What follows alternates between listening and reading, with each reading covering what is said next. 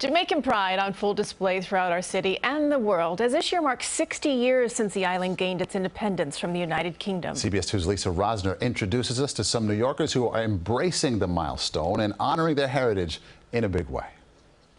This is lignum vitae flower, hibiscus flower. These are the personal touches to designer and Jamaican native Therese Brown's newest collection. What the print symbolizes is taking all the national symbols with the Dr. Bird, the ackee fruit, the hibiscus, and the lignum vitae flower, and we merge it into one print. I've been missing home and just wondering how I could get back, how could I connect with a land I love so much. After a successful year collaborating with major partners like Macy's, she wanted to mark her own milestones and Jamaica's. On August 6th, the country marked 60 years of independence. Until 1962, for 300 years, it had been under British control.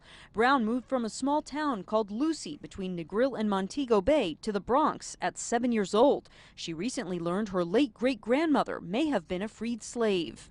I want people to know that Jamaica is a land of abundance. We are a resilient people. We jokingly say we know how to make something out of nothing, and we always find a way.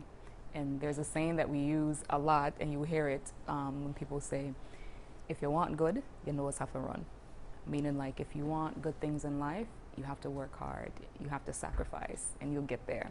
And I believe that's what I'm doing with my line. And the country's independence is also celebrated through food. And there are several places people in New York City can go to mark the milestone. All right, so here we have a beautiful red snapper. We're going to do a escovitch fish, which is pretty much one of our most traditional dishes.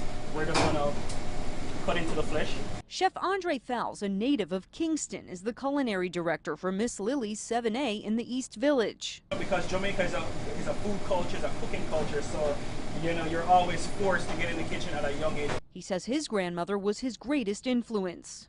She's very rooted in the traditions of Jamaica. For instance, when she makes rice and peas, she'll get the dried beans and she'll soak it for 24 hours. He says anytime he comes into Lily's, it's a celebration of home. I see that smile, brother. That's a good one. So the reason why we fry it so crispy is to make sure even the gills are edible.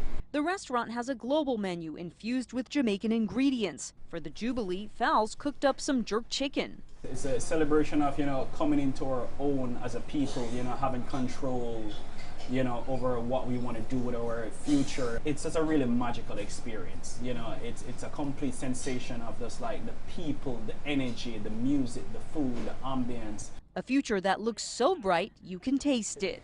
Beautiful. Yep, it smells like Jamaica in here. In the East Village, Lisa Rozner, CBS 2 News.